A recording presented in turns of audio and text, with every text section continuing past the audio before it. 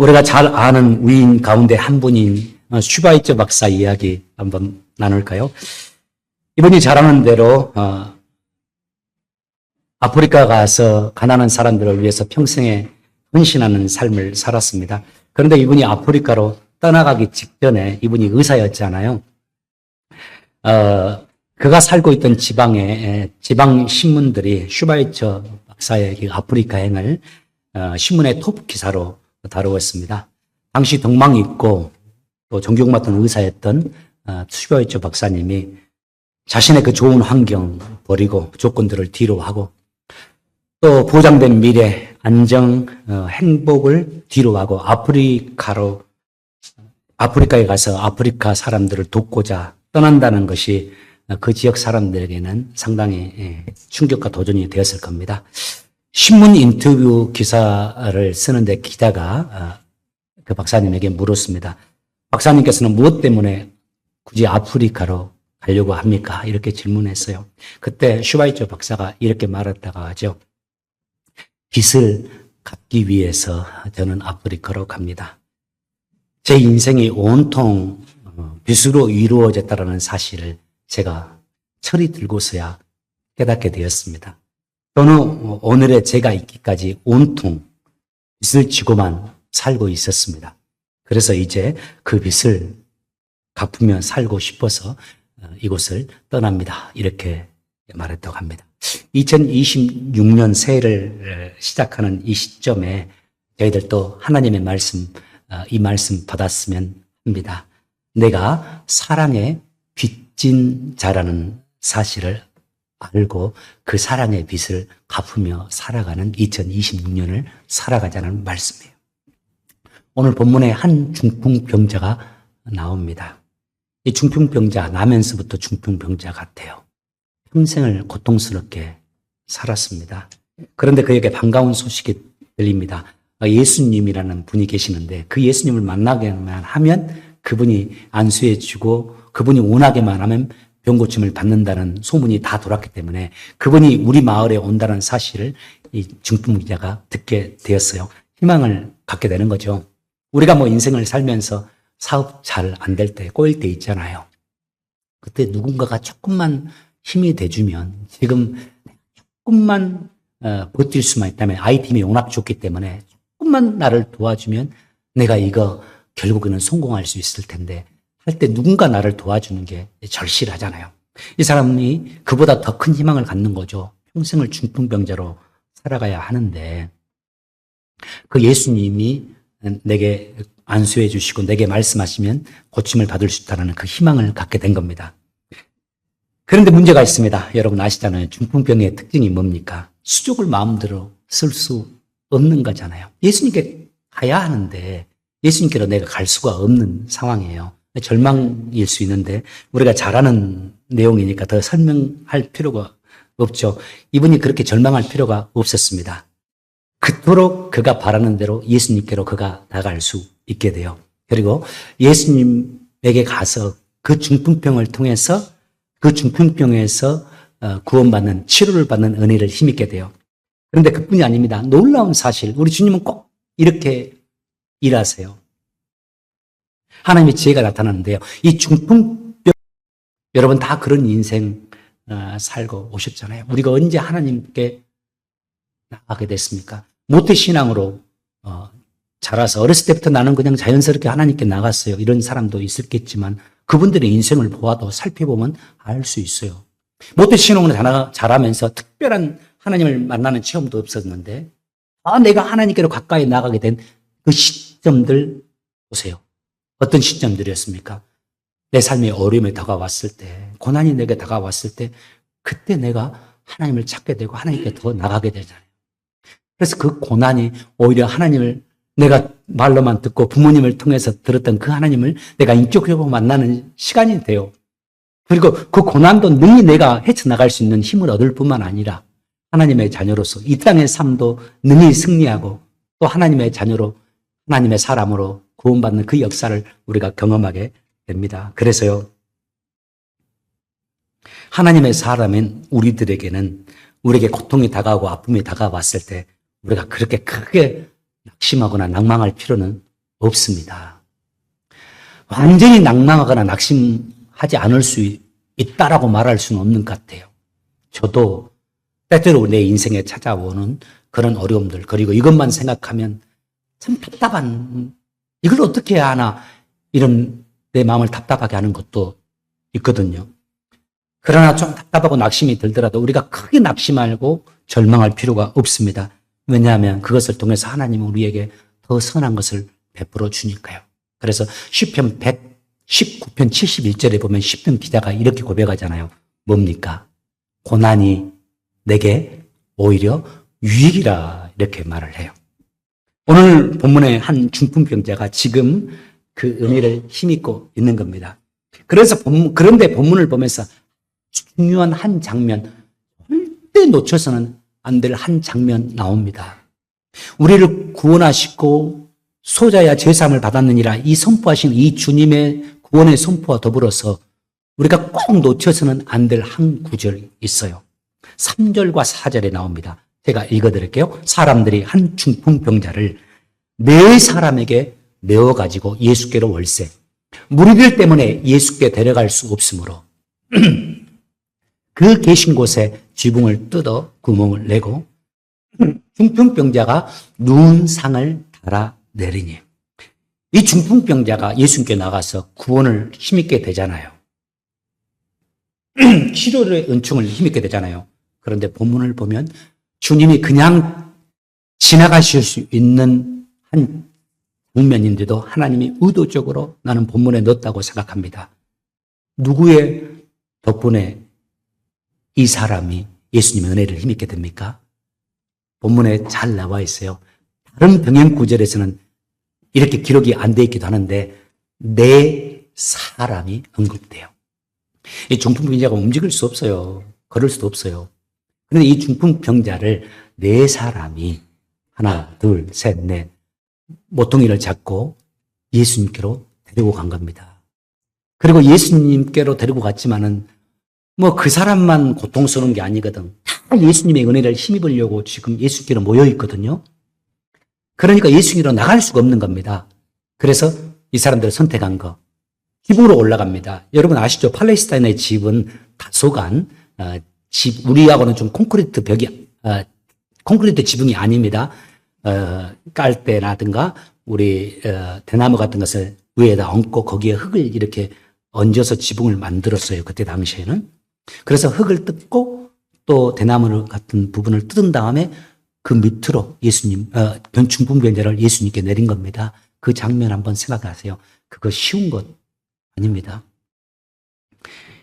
이 네 사람의 헌신과 사랑, 도움 덕분에 이 중풍병자가 예수께로 갈 수 있었고 중풍병도 치료를 받을 수 있었고 구원의 은총도 힘입을 수 있었어요. 여기서 오늘 말씀의 포인트가 나옵니다. 여기서 얻을 수 있는 우리 한 가지 메시지입니다. 예수님의 사랑과 은혜가 오늘 우리에게 오기까지 누군가의 헌신과 수고가 있었다라는 사실을 지금 우리가 누리고 있는 것들, 제가 이 목회자로 이렇게 성장해서 저의 역할을 감당할 수 있는 것들, 이 은혜와 이 혜택이 내게 오기까지 누군가의 수고와 헌신과 사랑과 기도가 있었다는 사실입니다. 가깝게는 나를 위해서 매일 눈물로 기도해주는 나의 어머니, 소고 없는 나를 포기하지 않고 내게 복음을 전해준 내 친구, 우리 주일학교 학생들 아무것도 알지도 못한 것 같고 그들을 위해 수고해줘도 그 아이들이 선생님에게 수표 한 장 줍니까? 그런데도 10년, 15년을 말씀을 전해주면서 신앙의 기초를 잡아주는 우리 주일학교 선생님들, 나를 위해서 중보해주는 교육자들, 목사님들, 우리가 미처 생각하지 못하고 살아왔을지 모르지만 오늘 우리가 이만큼 설 수 있는 것은 하나님이 내게 붙여주신 이 귀한 분들의 헌신과 사랑과 애씀을 통해서입니다. 저는 강구합니다. 우리 교회인들, 우리 교회를 생각할 때 이것을 알 수 있는 우리 그리스도인들이, 우리 주찬한 교인들이 되길 원해요. 하나님이 내게 베풀어 주신 은혜도 정말 감사해야 되고요. 그런데 우리 그리스도인들이 여기에 멈추는 경우가 있거든요. 그뿐만 아니라 하나님이 나를 살리기 위해서 내게 붙여주신 사람들, 내 부모, 내 지인들, 그리고 나의 선생님들, 나의 지도자들, 이분들의 은혜와 사랑을 알고 감사할 수 있는 우리가 되길 바랍니다. 제가 한 달 전에 말씀을 나눴는데 여러분들 중에 그 감동받았다고 하는 분들이 많더라고요. 설교의 내용을 기억해야 되는데 이걸 기억하는 분이 있어요. 제가 학원계에서 10년 학원 생활하면서 부원장 했다고. 그런데 그때 우리 선생님들 강의 빨리 끝나는 분들은 제가 빨리 보내고, 그리고 강의만 남은 분들만 이렇게 하자고 제가 원장님에게 제안을 했더니 원장님이 노 하다가 제가 부탁해서 원장님이 그렇게 들어준 거 있잖아요. 정말 큰 호의였잖아요. 다른 학원은 그렇게 하지 않거든요. 그런데 호의를 베풀어 줬더니 그 호의 때문에 왜 나는 마지막 타임에 강의를 넣냐고, 저 사람은 왜 좀 빨리 강의가 끝나서 가게 해주냐고 하면서 진짜 오히려 불평이 많고 어려움이 생기는 것을 보았어요. 그래서 그런 말 있잖아요. 호의가 반복되면 무엇인 줄 안다? 권리인 줄 안다. 권리가 돼버린다. 그래서 한국말에 그런 속담이 있잖아요. 우리 경영하시는 분들도 많이 그런 거 경험하실 거예요. 인생을 살면서도 우리 많이 경험할 겁니다. 사람의 참 죄된 본성이 있어가지고 우리 안에 은혜는 어디다 새긴다? 돌에 새겨야 되는데 물에 새겨. 그냥 은혜는 다 잊어버려요. 당연한 것처럼. 그리고 조금 서운한 거 있으면 그거는 어디다 새겨버려요? 돌에 새겨버려. 그것 잊지 않고 끝까지 기억하면서 하는 거죠. 사실 베풀어진 은혜가 더 많은데, 그래서 제가 우리 아이들에게도 자주 가르칩니다. 인류 직원과 삼류 직원이 저는 이 차이라고 봐요. 인류 직원들은 사장님이 내게 베풀어 준 그것을 알고 고마워하는 거죠. 그리고 더 잘하는 거죠. 삼류 직원들은 아니에요. 조금 서운하고 오늘 조금 남아서 이것 좀 더 해주지 하면은 거기서 이제 막 더 화가 나고 이러는 거죠. 인류 직원과 삼류 직원의 차이, 인류 교육자와 삼류 교육자의 차이, 인류 자녀와 삼류 자녀의 차이, 인류 그리스도인과 삼류 그리스도의 차이가 저는 이거라고 봅니다. 하나님의 사람들은, 우리들은 참 이거 좋은 말씀이잖아요. 우리 속담과 반대되어야 되는데, 우리 속담은 은혜는 물에 속이고 원수는 돌에 새긴다 이렇게 나와 있는데, 우리는 반대로 은혜는 내 마음에 돌에 새기고, 그리고 서운한 거 원수는 물에 새길 수 있길 바라요. 하나님이 내게 베풀어 주신 사랑에 감사하면서 살아보려고 감사의 눈으로 나의 일상을 한번 이렇게 보십시오. 2026년을. 2026년이 내게 허락되었고 2026년을 내가 또 살아가고 있다는 것이 은혜일 겁니다. 지금 내게 힘 주셔서, 건강 주셔서 내가 내 다리의 힘으로 이 주예전에 올라와서 예배 드릴 수 있는 것도 감사할 겁니다.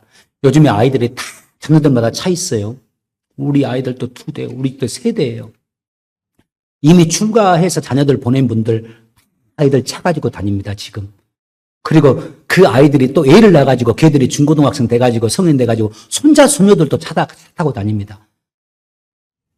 세상에 오가는 길들을 다 안전하게 운전하면서 다니고 있잖아요. 그것만 해도 얼마나 감사한지. 내가 영의 눈을 떠서 보면 내가 진짜 성숙하면 할수록 하나님의 은혜에 감사할 수밖에 없어요. 그뿐만 아닙니다. 진짜 내가 속이 들면 속이 들수록, 철이 들면 철이 들수록 감사가 나오게 돼요. 그런 말 있지 않습니까? 결혼하기 전에는 엄마의 그 사랑 잘 몰라요. 감사가 없어요. 그런데 결혼해가지고 자기도 가정 가져보고 부모가 돼보면 그냥 부모에 대해서 감사가 돼. 전에는 부모가 자꾸 참견한다.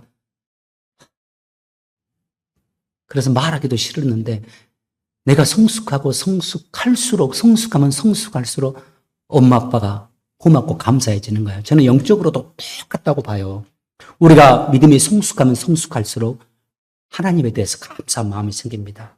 그리고 내 주변에 있는 사람들에 대해서 감사하게 돼요. 그들이 내게 베풀어 주신 것에 감사가 생기는 것이죠. 저희들 하나님이 내게 베풀어 주신 사랑에도 감사할 뿐만 아니라 하나님의 사랑을 내가 알도록 하나님의 사랑을 나로 하여금 누릴 수 있도록 하나님이 내게 베풀어 주신 그 사람들에게도 내게 사랑을 베풀어 준 그 사람들에게도 감사하면서 사랑하며 살 수 있는 저희 주찬양 교회 성도들 되시기를 예수 이름으로 축원합니다. 아멘을 잘했으면 좋겠어요. 이럴 때는 조금 아끼지 마세요. 조금만 더 표현하세요. 저는 하라는 목사는 아닙니다. 우리 교회 와서 설교 외부 강사님들 설교하면서 목사님 우리 주찬양 교회는 좀 똑같더라고요. 찬양할 때 보면은 엄청 적극적이고 은혜 많이 받는데 설교할 때는 내가 설교를 잘못하나 반응이 없어요. 그러더라고. 아니에요 목사님 은혜 많이 받아요 우리 성도님들. 근데 제가 할렐루야 믿습니다. 아멘을 유도하는 설교를 제가 안 하다 보니까 우리 교인들이 그거 참 훈련이 안 돼서 그렇지 목사님 은혜 많이 받았습니다. 그런 말 하더라고요. 근데요 2026년도부터는 조금 아멘을 좀 더 했으면 좋겠어요. 아멘이 맞습니다. 그렇습니다. 그렇게 되길 원합니다. 이거거든요. 다시 여러분 톨스토이가 쓴 좋은 소설들 있잖아요. 제가 초등학교 4학년 때 목사 되겠다고 하니까 저를 가르쳤던 주희천 전도사님인데 제게 해주셨던 말씀이 있어요. 반은 맞고 반은 틀린 건데 제가 목사님 나가니까 너는 이제 공부는 많이 하지 말고 두 가지를 해. 성경을 읽어. 그래서 제가 고등학교 졸업할 때까지 만 7번 신약성경 구약성경만 쫙 읽는 게 7번. 안 놀라시네. 그 다음에 문학 전집을 읽어. 문학 전집을 읽으라고. 그래 초등학교 때부터 제가 우리 초등학교 때 보면 봉사활동하면서 오후 끝나고 나서 할 수 있는 게 있었는데 제가 도서관 자원해가지고 도서관 들어갔습니다. 그 선생님 전도사님이 가르쳐줘서 그래서 문학 전집 읽었어요. 그때는 문학 전집이 지금은 옆으로 돼 있지만은 그때는 이 밑으로 돼 있어요. 그런데 번역 문학 전집이라 어른이 읽어도 번역이 너무 힘들게 돼 있어. 몰라.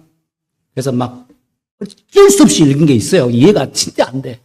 그런데 내가 그 문학전집에서 읽으면서 은혜를 많이 받은 것들이 있어요. 진짜 지금까지 기억에 남는 것들. 번역이 어려워도 그 스토리가 내 마음에 탁 남아가지고 인생을 살면서도 제게 지침이 된다고 할까요? 말씀과 더불어서 또 성경 말씀이 이런 말씀이었구나. 제가 이해하도록 도와주는 그런 도움이 되는 글들이 있는데 대부분 다 그 책들 소설은 다 누구 책이냐면은 톨스토이 소설이에요. 오늘 그 소설을 또 여러분에게 한번 소개하고 싶어요. 많이 봤을 거예요. 아마 제목은 많이 봤을 거예요. 워낙 유명한 책이라 사람은 무엇으로 사는가. 여기에 보면요. 단편 소설인데 짧아요. 하나님이 미가엘 천사장을 교육을 시키려고 미가엘 천사장을 더 성장시키려고 미가엘 천사장을 불러서 한 가지 명령을 내립니다. 여러분 읽으신 분들 기억할까요? 미가엘 천사에게 말합니다. 지금 저 땅에 내려가서 세상에 가라.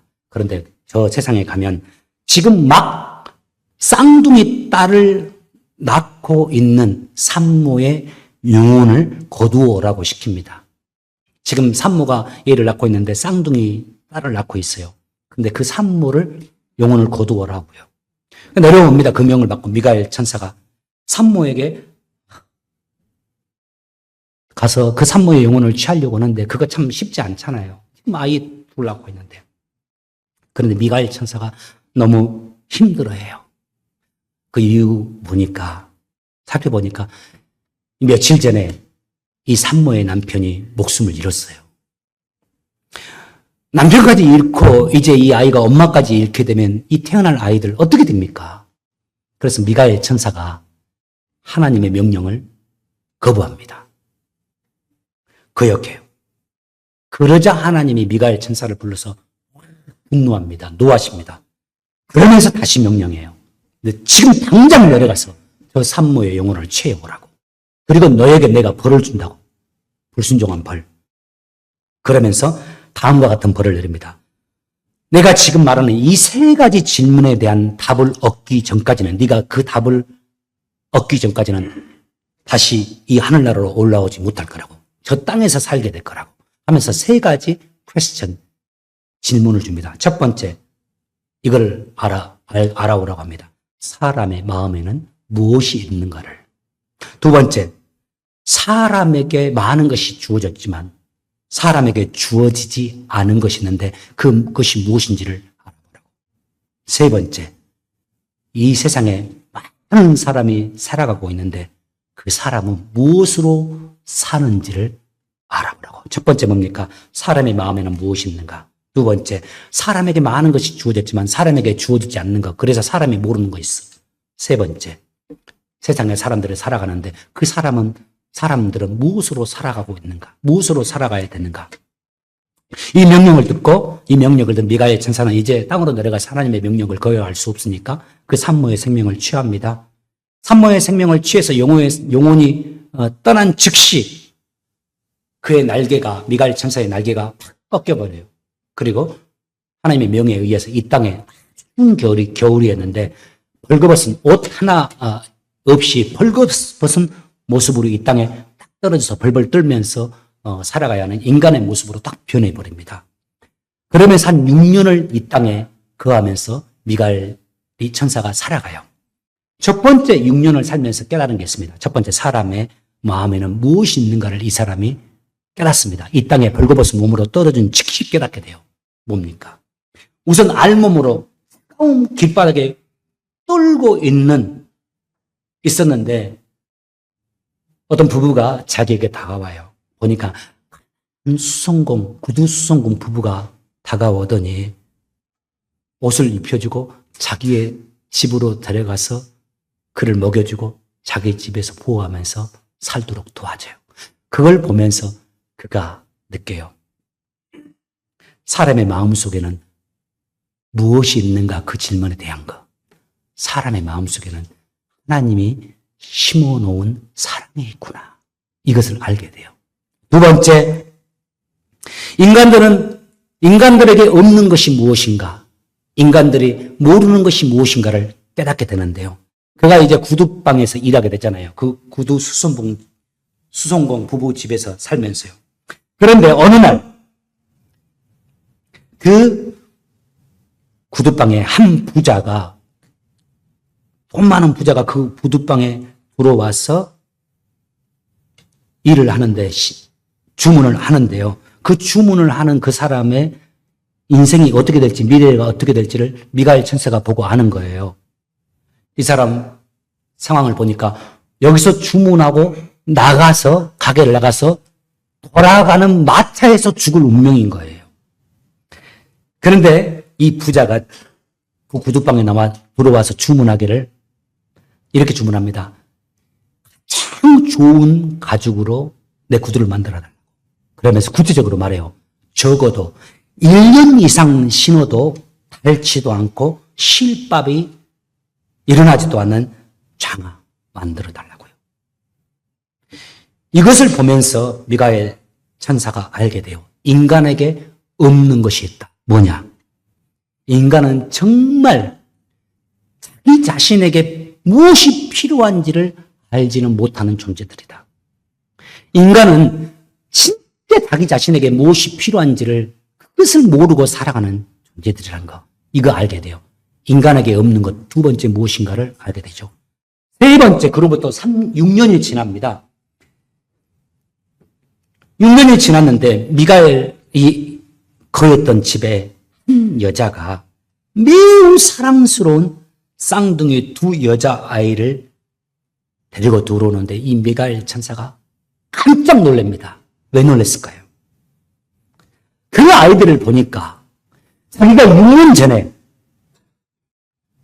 그 어머니를 취했던, 그래서 이 땅에 고아로 남겨졌던, 아버지도 없고 엄마도 없던 그 두 딸, 그 아이들이 어떤 사랑이 많은 부부에 의해서 거두어지고 자라서 아주 예쁜 모습으로, 성숙하고 자라는 모습으로 자기 앞에 나타나는 거예요. 이걸 보고서 사람은 무엇으로 사느냐 하는 하나님의 그 질문에 대한 답을 얻게 됩니다. 사람은 무엇으로 살아간다? 사랑으로 살아가는 존재구나. 사람은 하나님의 사랑으로 살아가고 있구나. 이것을 깨닫게 돼요. 이 책이 말하는 바 뭘까요? 우리는 이제 곧 돌아가야 할 마차 안에서 죽게 될 사실이라는 그 사실조차도 모르는 어리석은 존재라는 거, 인간은요. 똑똑한 척에도.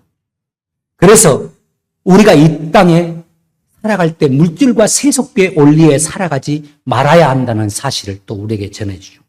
그리고 대신에 하나님께서 우리 안에 넣어주신 하나님의 마음, 사랑을 가지고서 내 주변 사람들을 생각할 줄 알고 내게 맡겨준 사람들을 섬기면서 그들을 위해서 헌신하며 살아야 한다는 이 메시지를 우리에게 전해주고 있는 겁니다. 탈무드에 이런 글귀가 있잖아요. 빚진 사람들이여 힘을 합치십시오. 그리고 누군가 당신 곁에 있는 한 사람에게 등불이 되어주십시오. 여러분, 우리가 이 세상 살면서 알잖아요. 우리가 이 땅을 살아갈 수 있는 것, 우리의 힘과 노력으로 된 거 아닙니다. 하나님의 사랑으로 우리가 이 땅을 살아가는데 하나님이 아무것도 없이 우리에게 당신의 사랑만을 베풀어 주는 거 아닙니다. 특별히 사람을 통해서 우리에게 당신의 사랑을 베풀어 주시고 사람을 통해서 당신께로 인도해 주시고 사람을 통해서 우리를 사람답게 이끌어 주세요. 우리를 주님께로 이끌어 주는 존재도 사람이고 우리를 주님으로부터 멀어지게 하는 존재도 사람. 제가 목회를 하면서 하나님 앞에 기도합니다. 하나님, 우리 성도들 관계 좋게 만들어 주십시오. 서로의 관계를 해 나갈 수 있는 관계의 능력과 지혜도 허락해 주십시오. 이 기도를 많이 해요. 왜냐하면 제가 보면 이런 것 같아요. 믿음이 없는 사람도 좋은 사람들이 옆에 있으면 우정을 나눌 수 있는 사람들이 있으면 그 사람을 통해서 하나님께로 가까이 금방 가는 것 같아요.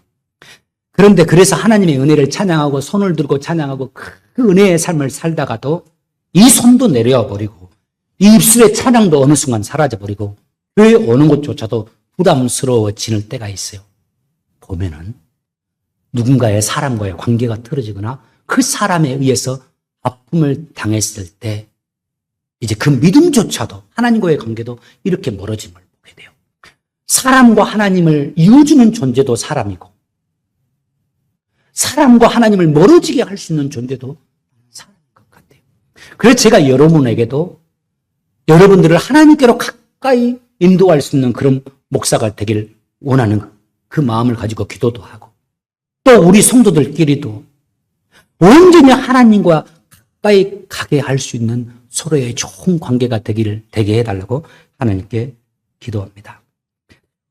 오늘 하나님께서 우리에게 2026년 둘째 주간을 시작하면서 주시는 말씀이 이겁니다. 하나님의 사랑으로 모든 일을 섬기라는 겁니다. 세상에 나가서 복음도 전하면서 사랑의 사람으로, 복음의 사람으로, 복음의 빚진 자로, 사랑의 빚진 자로 살아가시고 그래서 그 영혼들도 한 사람 한 사람 주께로 인도하는 삶을 살아주시고 더불어서 하나님이 우리 함께하게 하신 우리 믿음의 공동체 사람들 어떤 사람이든지 간에 나를 통해서 하나님께 가까이 나아가 하나님의 사람으로 아름답게 세워지게 하는 그런 인생을 살아가는 2026년 저와 여러분의 인생 되시기를 예수의 이름으로 축복합니다. 기도하겠습니다. 하나님, 저희들은 온통 사랑만 하며 살아가게 하옵소서. 2026년도를 저희들 살아가는데 하나님이 내게 주신 사랑, 하나님이 나를 위해서 사랑을 베풀어 주시기 위해서 사람도 붙여주셨고 지인들도 붙여주셨는데 그 사랑에 감사할 줄 아는 저희들 되게 도와주시고 뿐만 아니라 하나님 저희들도 그 하나님의 사랑을 전하고 복음을 전하고 영혼을 죽기로 인도하는 우리들 되게 도와주시고 또 주 안에서 특별히 형제 자매로서 한 공동체에서 신앙생활 하게 하신 나의 형제 자매들 한 사람 한 사람을 하나님 앞에 서서 하나님의 은혜를 누릴 수 있도록 도와주는 우리가 되게 도와주시고 우리를 통해서 처진 그들의 손을 하나님께 들며 찬양하면서 그 영혼이 살아나게 하는 역사가 있게 도와주시고 아프고 힘들고 고통스러운 영혼들이 나를 통해서 치료를 받고 주님께로 나아가 새 힘을 얻어 일어나 저 세상에 나아가 세상을 능히 감당하게 할 수 있는 믿음의 사람들 되게 도와 주옵소서. 2026년 주님 저희들 성숙해서 사랑만 하며 살게 하여 주옵소서. 예수님의 이름으로 기도합니다. 아멘.